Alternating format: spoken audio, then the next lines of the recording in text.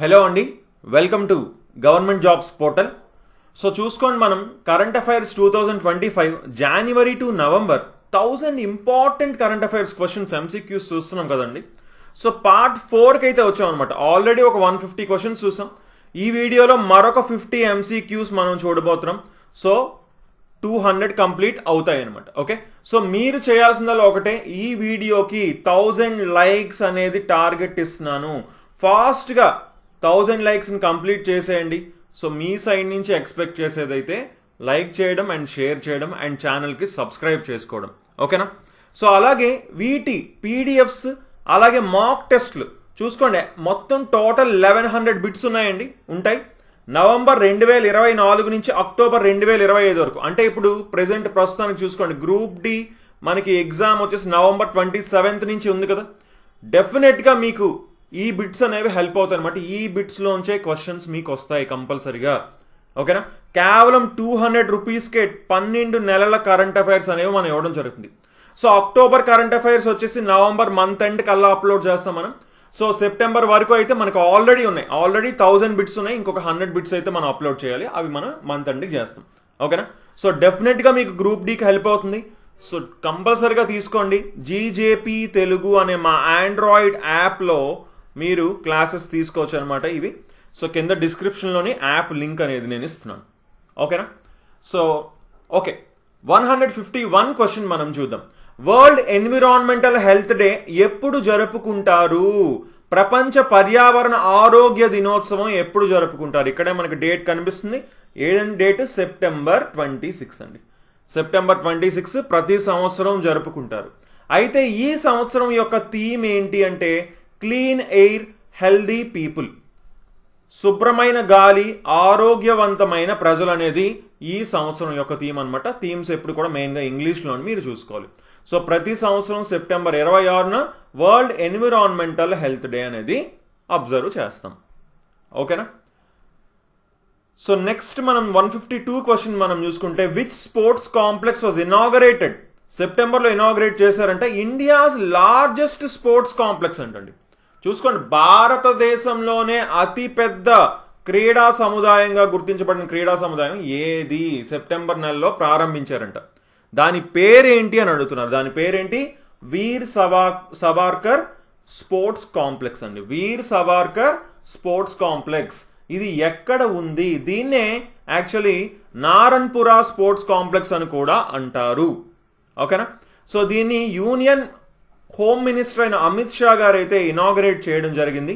ఇది ఎక్కడ ఉందంటే అహ్మదాబాద్, గుజరాత్లో ఉందన్నమాట. ఓకేనండి. సుమారుగా 825 కోట్ల రూపాయలతో దీన్ని నిర్మించినట్టు ఇక్కడ మనకి తెలుస్తుంది. ఓకే, సో నెక్స్ట్ 153 క్వశ్చన్ మనం చూసుకుంటే, ఏ దేశంలోని మొదటి ఆర్టిఫిషియల్ ఇంటెలిజెన్స్ ఏఐ సిస్టమ్ని మినిస్టర్ కింద అపాయింట్ చేశారు, మంత్రిగా అపాయింట్ చేశారు అని అడుగుతున్నారు. అది ఏ దేశంలో? అల్బేనియా అండి. అల్బేనియాలోని ఏం చేశారంటే ఇది మొదటి దేశం అయిందనమాట. ప్రపంచంలోనే మొదటి దేశం అయింది.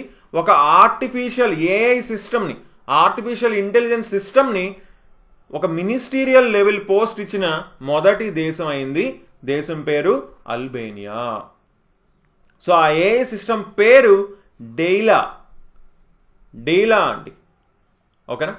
సో ఇది కూడా ఇంపార్టెంట్ బిట్ కింద మనం చెప్పుకోవచ్చు. ఎందుకంటే ఏఐ గురించి రిలేటెడ్ క్వశ్చన్స్ తప్పకుండా అడుగుతారు. సో ఒక మినిస్టర్ లెవెల్లోకి తీసుకెళ్లి పెట్టడం అంటే అది చిన్న విషయం కాదు. సో ఇది మొదటి దేశం కూడా కాబట్టి important bit. So next 154 question CCC అంటామండి.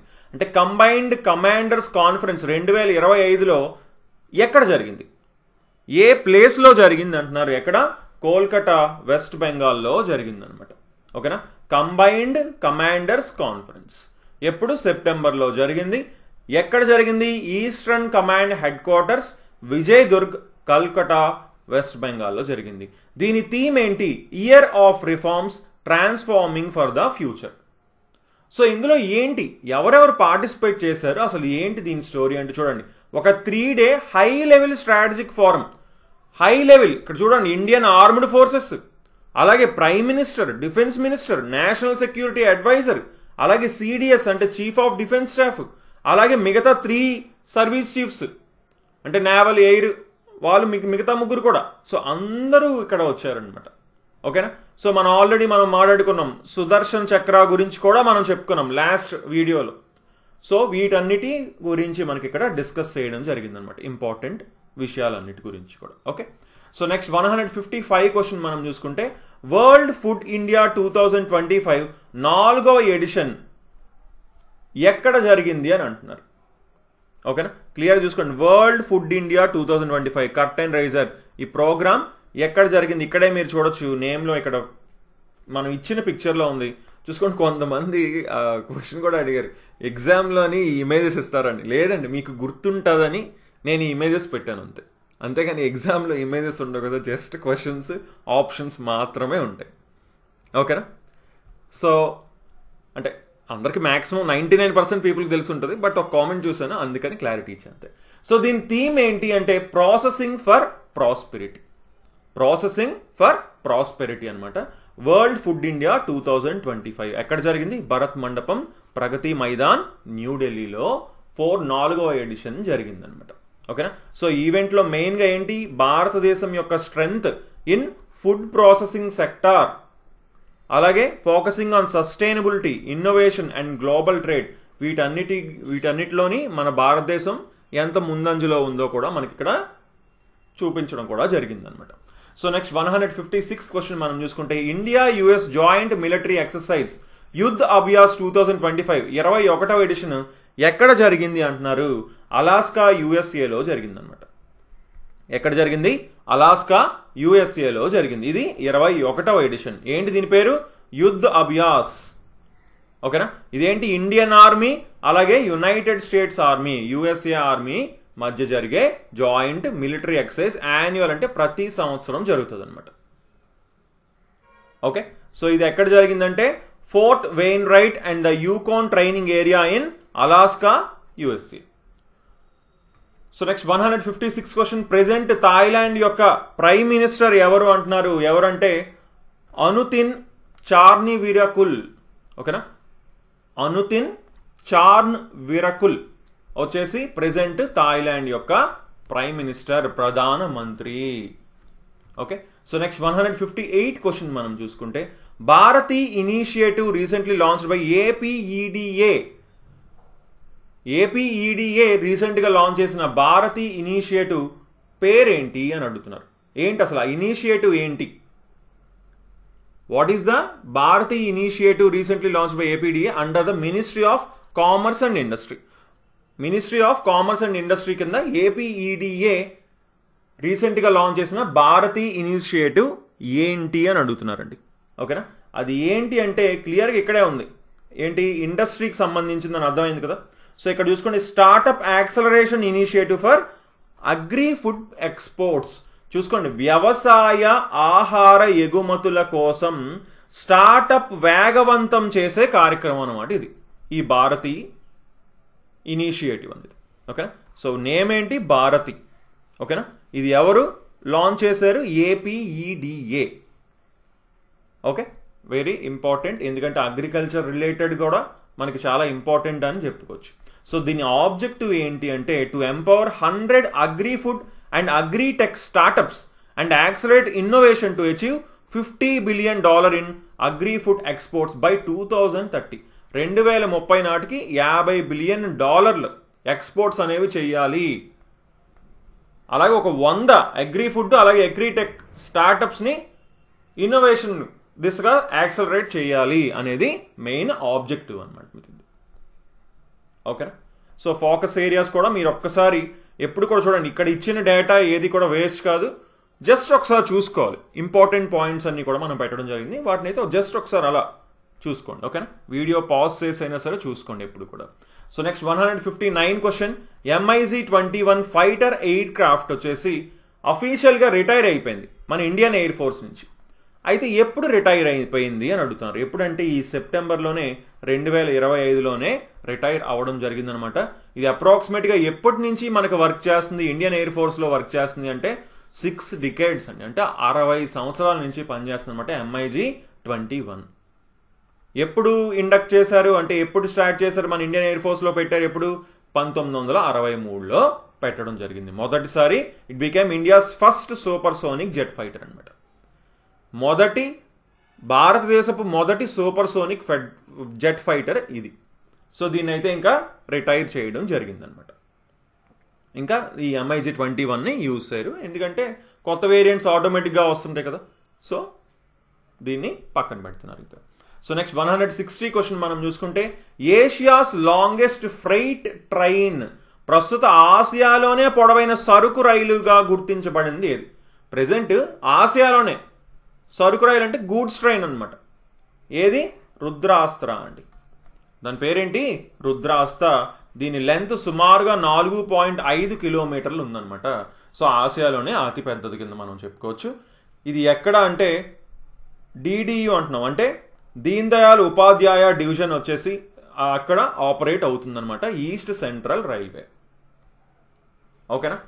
సో కానీ వరల్డ్లోనే, ఇప్పుడు ఇది ఏషియా గురించి మాట్లాడుకున్నాం, వరల్డ్లోనే లాంగెస్ట్ హెవీయెస్ట్ ట్రైన్ వచ్చేసి 7.3 కిలోమీటర్లు ఉందన్నమాట. ఓకే, ఇది ఆస్ట్రేలియాలో ఉంది. So next 161 question, Antyodaya Diwas 2025 ఎప్పుడు సెలబ్రేట్ చేసుకుంటారు అంటున్నారు. అంత్యోదయ దివస్ సెప్టెంబర్ 25, ఇక్కడ మీరు చూడొచ్చు ఇమేజ్లో. ఓకేనా? అంటే ఈ ఇమేజ్ కూడా మనం పెట్టినప్పుడు మీకు అంత్యోదయ దివస్ అన్నప్పుడు ఆ ఇమేజ్ కూడా మీకు గుర్తొస్తుంది అనమాట.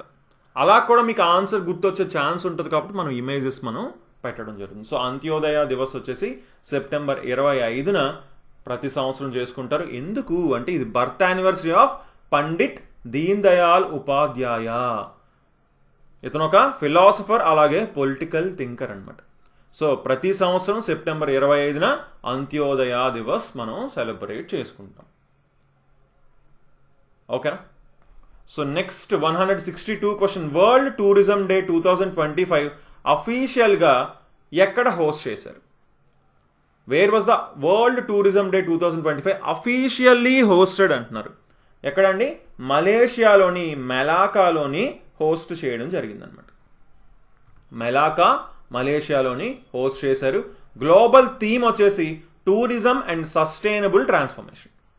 Tourism and sustainable transformation. So మనం చూసుకోండి, వరల్డ్ టూరిజం డే ఎప్పుడు సెలబ్రేట్ చేసుకుంటారంటే ప్రతి సంవత్సరం సెప్టెంబర్ 27న సెలబ్రేట్ చేసుకుంటాం. సో నెక్స్ట్ 163 క్వశ్చన్ మనం చూసుకుంటే, ఏ దేశంతో మనం రీసెంట్గా ఒక అగ్రిమెంట్ సైన్ చేసుకున్నాం, ఒక కొత్త శాటిలైట్ ట్రాకింగ్ అండ్ కమ్యూనికేషన్ స్టేషన్ని ఎక్కడ దగ్గరలో? డియాగో గ్రేసియా రీజియన్ దగ్గర మనం దీన్ని ఎస్టాబ్లిష్ చేయడానికి, ఈ కొత్త satellite tracking and communication station establish చేయడానికి ఏ దేశంతో అగ్రిమెంట్ చేసుకున్నాం అని అడుగుతున్నారండి. ఓకేనా? ఏ దేశంతో అంటే మారిషస్తో మనం అగ్రిమెంట్ చేసుకోవడం జరిగిందనమాట. ఓకేనా?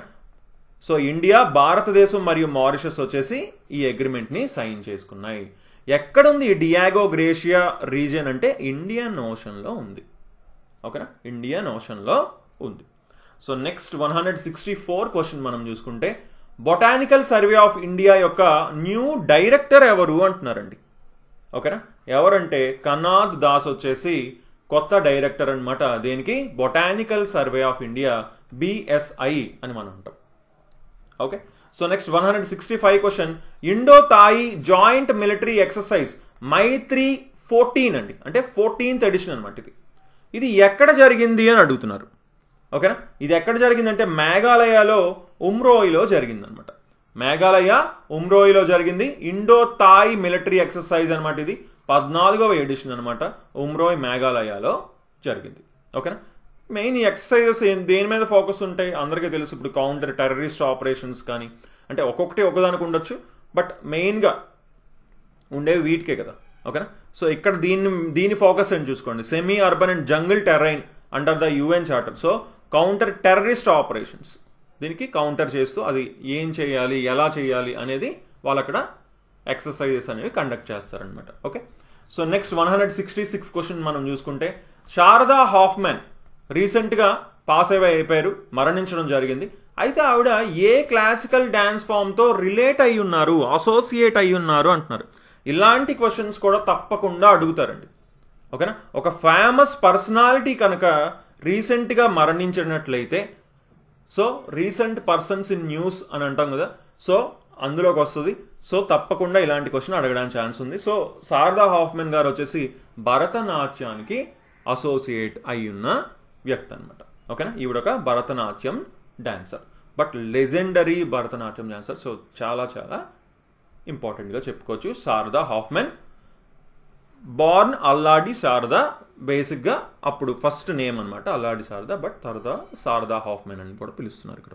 ఓకే, సో నెక్స్ట్ 167 క్వశ్చన్ మనం చూసుకుంటే ఐఎండి స్మార్ట్ సిటీ ఇండెక్స్ 2025 ప్రకారం వరల్డ్లోనే స్మార్టెస్ట్ సిటీ లిస్ట్లోని ఫస్ట్ వచ్చింది ఏంటి అంటున్నారు. ఇక్కడ మీరు చూడొచ్చు జ్యూరిచ్ అండి. జ్యూరిచ్ స్విట్జర్లాండ్ టాప్ పొజిషన్లో అయితే రావడం జరిగిందనమాట. వరుసగా 6వ సంవత్సరం మొదటి స్థానంలో ఉంది. 2వ ప్లేస్లో ఓస్లో, 3వ ప్లేస్లో జెనీవా ఉన్నాయన్నమాట. ఓకే, సో నెక్స్ట్ 168 క్వశ్చన్ మనం చూసుకుంటే world speed skating championships inline roller held in China, Beidaihe చైనాలోని ఇవి జరిగాయి అన్నమాట. అలా అయితే హౌ డిడ్ ఇండియా పెర్ఫామ్, ఇండియాకి ఎన్ని మెడల్స్ వచ్చాయి అని అడుగుతున్నారు. ఇండియాకి 5 మెడల్స్ రావడం జరిగిందనమాట. ఇండియాకి ఎన్ని మెడల్స్ వచ్చాయి? 5 మెడల్స్ వచ్చాయి. 3 గోల్డ్ 2 బ్రాంజ్ వచ్చాయి అనమాట. ఓకేనా, సో ఆ గోల్డ్ ఎక్కడెక్కడ వచ్చాయో చూసుకోండి. 1000 మీటర్ స్ప్రింట్ సీనియర్ గోల్డ్ మ్యారథాన్లో వచ్చింది, అండ్ 1000 మీటర్ స్ప్రింట్ జూనియర్లో కూడా వచ్చింది. ఓకేనా, ఈ నేమ్స్ చూసుకోండి. ఆనంద్ కుమార్, వేల్ కుమార్ ఆ సీనియర్ గోల్డ్ తెచ్చుకున్న వాళ్ళు, Krish Sharma junior men gold తెచ్చుకున్న వాళ్ళు. సో గోల్డ్ అయితే మాత్రం very very important. So 5 medals వచ్చాయి. సో ఇది న్యూ హిస్టారిక్ హై కింద మనం చెప్పుకోవచ్చు స్కేటింగ్లో. సో ఇది ఎక్కడ జరిగిందంటే చైనాలో జరిగింది. ఇదేంటి స్కేటింగ్ వరల్డ్ ఛాంపియన్షిప్ అనమాట. So next 169th question 16th armed forces conference also known as 16th combined commanders conference was held in which city? CCC actually bit, I think it is repeated again. Repeat అయింది అనుకుంటాను. Okay, what ever. So కోల్కతాలో జరిగింది. Okay, CCC combined commanders conference వచ్చేసి ఎక్కడ జరిగింది, ఏ సిటీలో జరిగింది అంటే కోల్కతాలో జరిగింది. దీని థీమ్ వచ్చేసి year of reforms transformation for the future వచ్చేసి దీని థీమ్ అనమాట.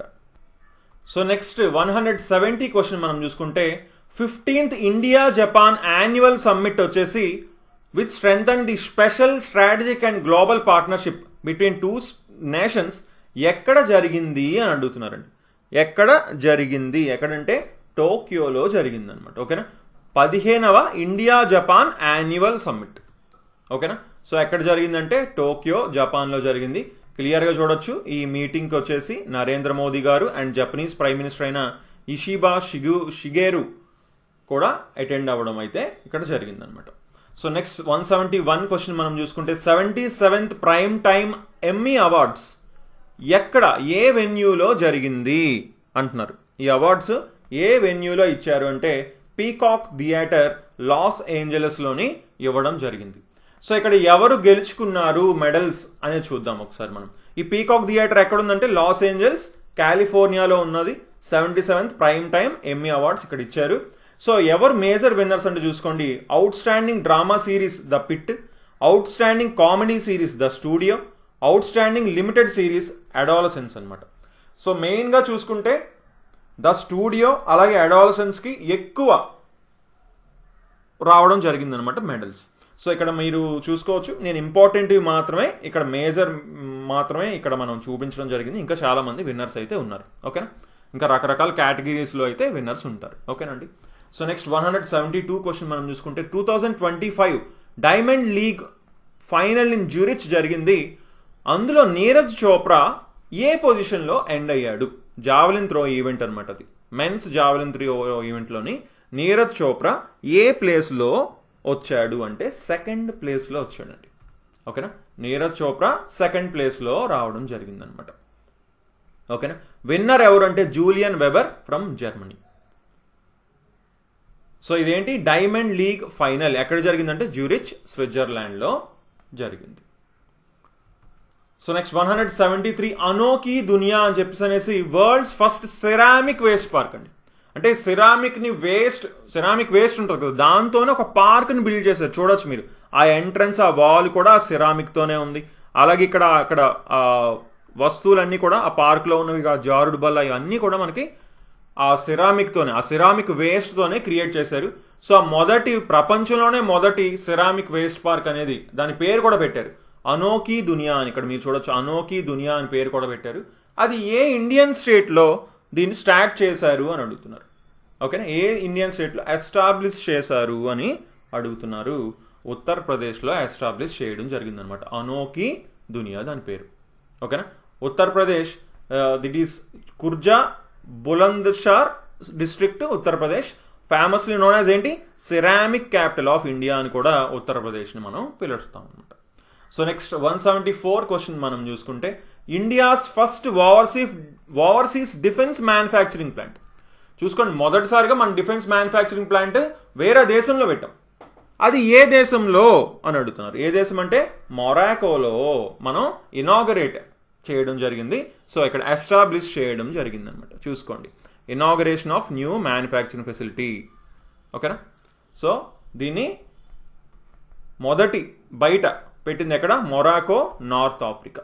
ఓకేనా, బెరిచిడ్ అంట ఏరియా పేరు. ఓకే, సో ఇది చూసుకోండి, the plant manufacturers the wheeled armour platform and indigenously designed combat vehicle developed jointly by TASL and DRDO.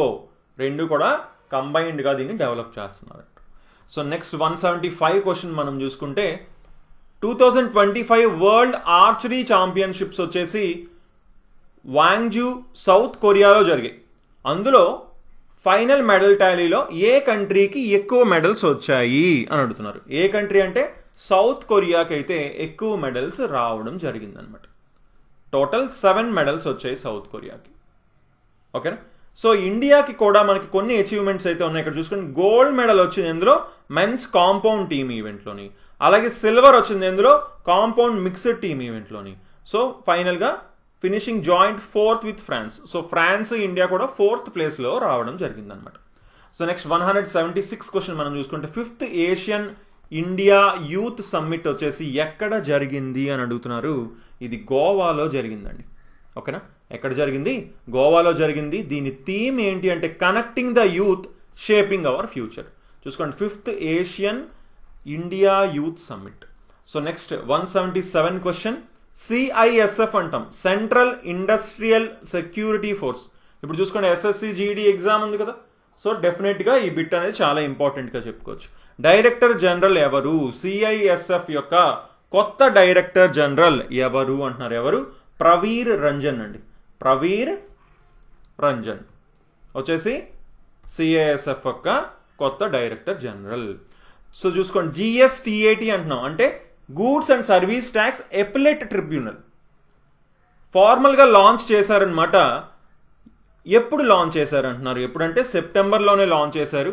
అసలు ఏంటి ఎపిలెట్ ట్రిబ్యునల్ అంటే, చూసుకోండి, GST లాతోని అపీల్ చేసుకుంటాం. అంటే ఏమైనా ప్రాబ్లమ్స్ ఉన్నాయనుకోండి, అది డిజిటల్గా మనం ఫైలింగ్ చేసుకోవచ్చు అనమాట. ఓకేనా, సో ఇప్పటికే ఆల్మోస్ట్ 4 లక్షల పెండింగ్ అపీల్స్ కూడా ఉన్నాయంట. సో అందుకని ఇప్పుడు దీన్ని కొంచెం ఫాస్ట్గా తీసుకెళ్ళబోతున్నారు. సో ఫార్మల్గా లాంచ్ చేశారు. ఇది యాక్చువల్గా అయితే 2024లోనే మనకి స్టార్ట్ అవ్వడం జరిగింది. సో దీన్ని చూసుకోండి, ఫస్ట్ ప్రెసిడెంట్ ఆఫ్ GSTAT వచ్చేసి సంజయ్ కుమార్ మిశ్రా గారు అనమాట. First president in May 2024. ఓకేనా, సో ఇప్పటికైతే 4 లక్షల పెండింగ్ అపీల్స్ అయితే ఉన్నాయంట. అపీల్స్ అంటే ఇప్పుడు ఏంటి చూసుకోండి, ఇప్పుడు ఇది సెకండ్ అపీల్ అన్నమాట. మెయిన్గా మనకి ఏమైనా ఇష్యూ వచ్చింది అనుకోండి, దాన్ని ఫస్ట్ మనం కంప్లైంట్ చేస్తాం. అక్కడ సరిగ్గా రెస్పాన్స్ రాకపోతే పైన అపీల్ చేసుకోవచ్చు అనమాట ట్రిబ్యునల్కి.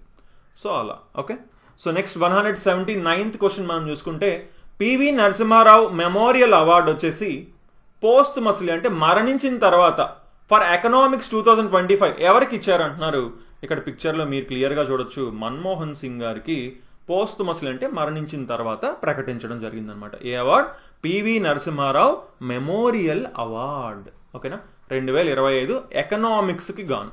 సో నెక్స్ట్ 180 క్వశ్చన్ మనం చూసుకుంటే, యూ స్పెషల్ బస్ సర్వీస్ అంటే యూ స్పెషల్ అంటే అక్కడ యూనివర్సిటీ స్పెషల్ అనమాట. అది ఏ ఇండియన్ సిటీ లాంచ్ చేశారు, మెయిన్గా కాలేజ్ అండ్ యూనివర్సిటీ స్టూడెంట్స్ కోసం. ఏదండి, ఢిల్లీలో లాంచ్ చేశారు. అయితే ఇది ముందు కూడా ఉండేదన్నమాట. యాక్చువల్లీ బట్ ఆ COVID-19 అప్పుడు 2020లో దానికి సస్పెండ్ చేశారు అప్పుడు. సో తర్వాత ఇప్పుడు మళ్ళీ స్టార్ట్ చేయడం జరిగింది. ఇది మెయిన్గా చూసుకుంటే మనకి particularly Delhi university, JNU and IIT Delhi స్టూడెంట్స్కి మెయిన్గా ఇక్కడ ఈ డెడికేటెడ్ బస్ నెట్వర్క్ అనేది ఉపయోగపడుతుంది అనమాట.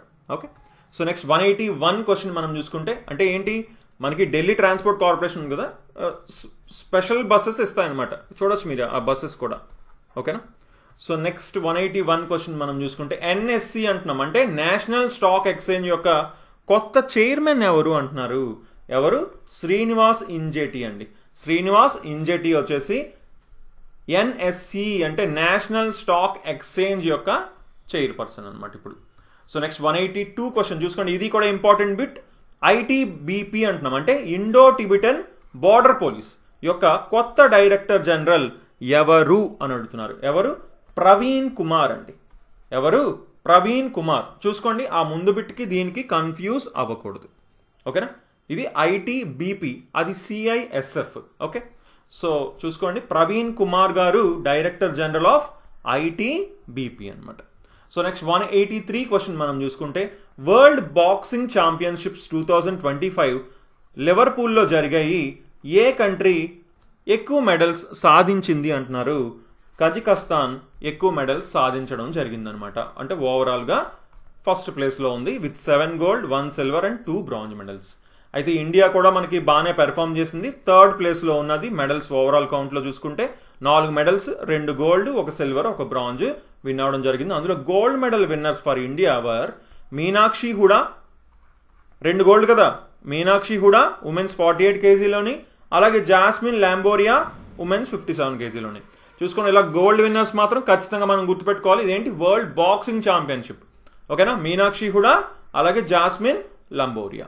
సో నెక్స్ట్ 184 క్వశ్చన్ మనం చూసుకుంటే, ఆస్కార్స్ 2026 అంటే ఏంటి? 98th అకాడమీ అవార్డ్స్కి మన ఇండియా నుంచి ఒక ఫిలిం సెలెక్ట్ అయింది. ఆ ఫిలిం పేరు ఏంటి అంటే హోమ్ బౌండ్ అండి. ఓకేనా, హోమ్ బౌండ్ వచ్చేసి అఫీషియల్ ఎంట్రీ అనమాట. మన భారతదేశం నుంచి అఫీషియల్గా ఎంట్రీ ఇవ్వబోతుంది for best international feature film కేటగిరీలోకి. Okay, so next okay, home bound movie పేరు ఇంపార్టెంట్. ఇది ఎవరు డైరెక్ట్ చేశారంటే నీరజ్ గైవాన్ దీన్ని డైరెక్ట్ చేయడం జరిగింది.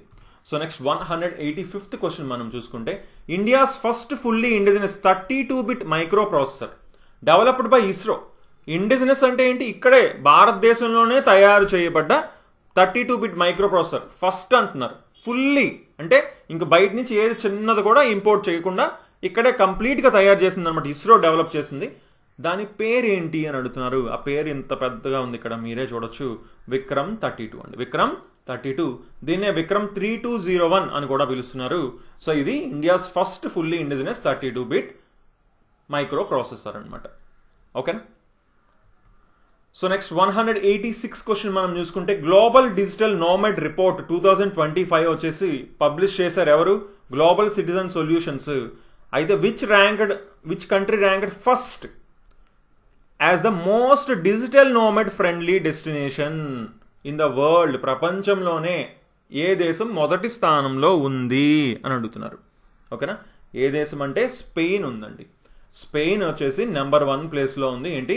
Most digital nomad friendly country in the world, global digital nomad report 2025.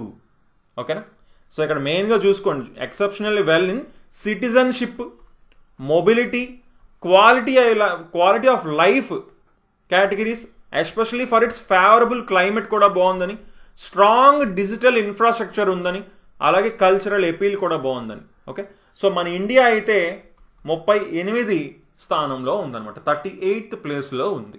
Okay, so next 187 question మనం చూసుకుంటే, ASCI అంటున్నాం, advertising standards council of India chairman, కొత్త చైర్మన్ ఎవరు అని అడుగుతున్నారు. ఎవరు? సుధాంశు వాట్స్ అండి. సుధాంశు వాట్స్ వచ్చేసి MD.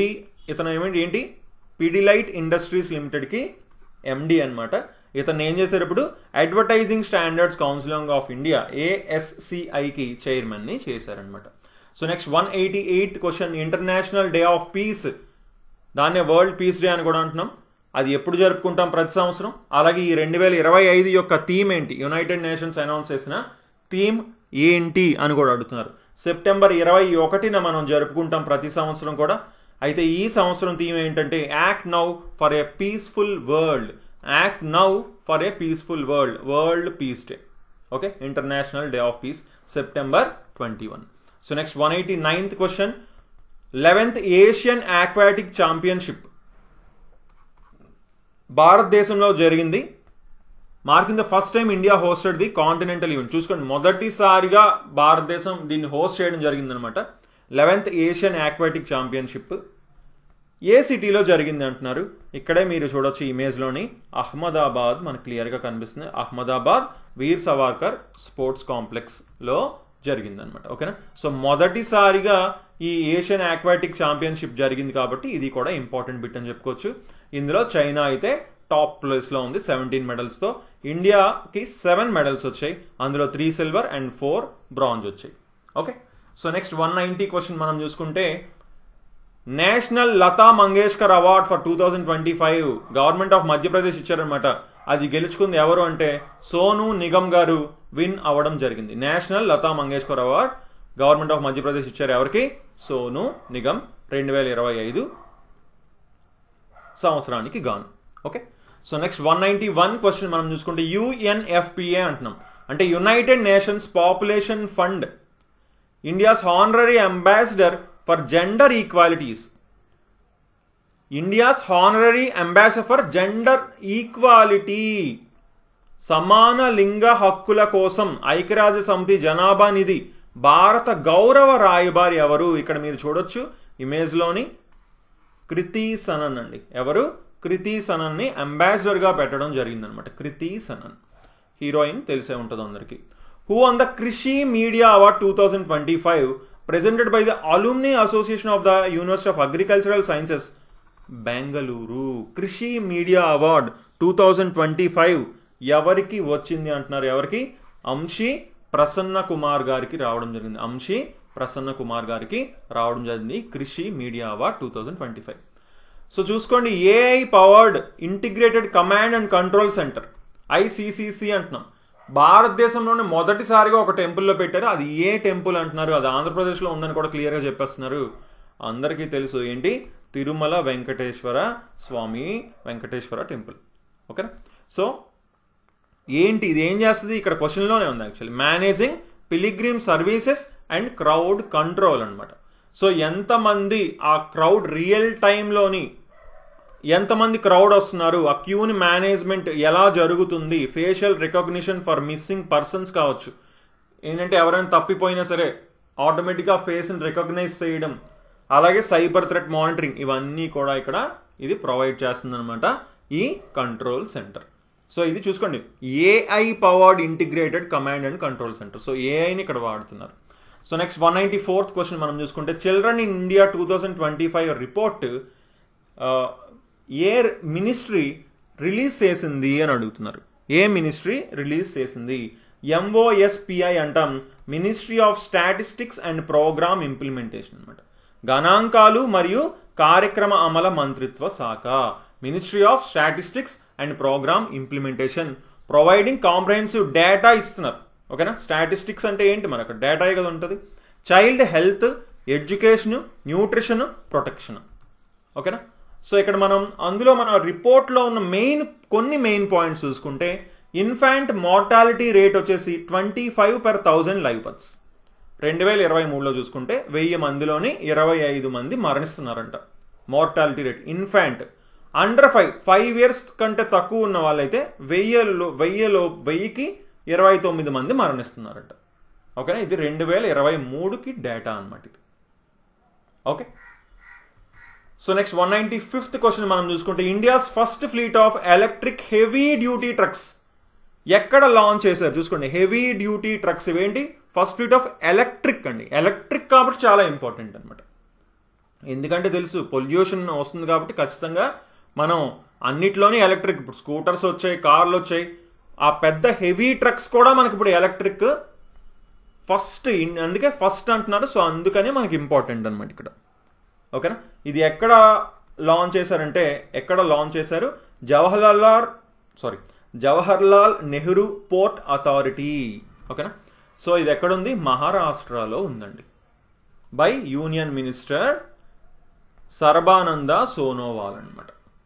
Okay, so next 196th question మనం చూసుకుంటే Indian navy's newly commissioned INS Androth and anti submarine warfare shallow water craft commission in October 2025 ఎక్కడ కమిషన్ చేశారు అని అంటున్నారు.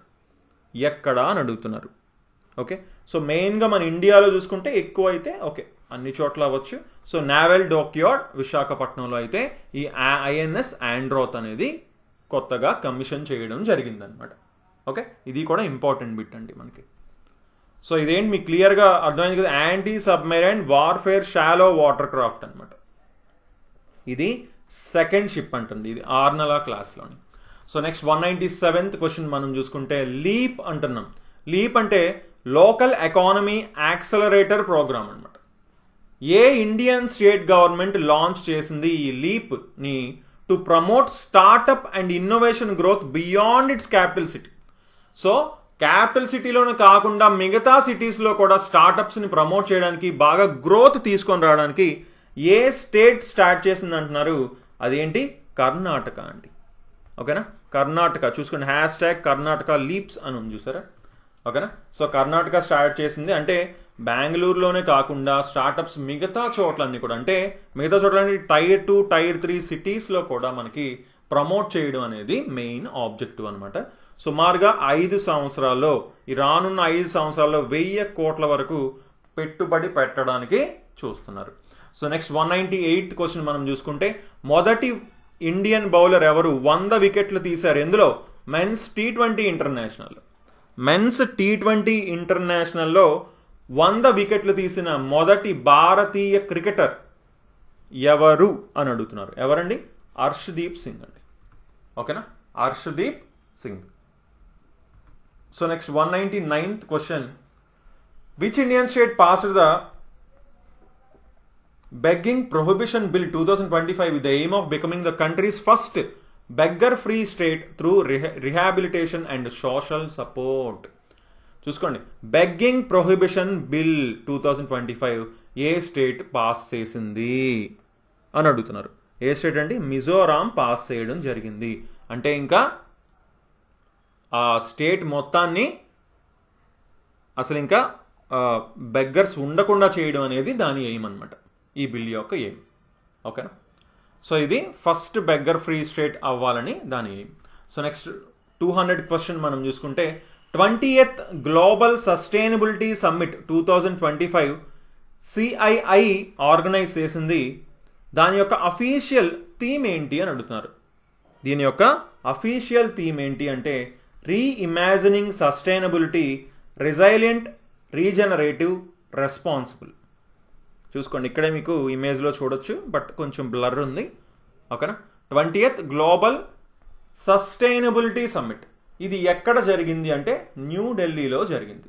దీని థీమ్ ఏంటి అంటే రీఇమాజినింగ్ సస్టైనబిలిటీ, రెజైలెంట్, రీజనరేటివ్, రెస్పాన్సిబుల్. ఓకేనండి?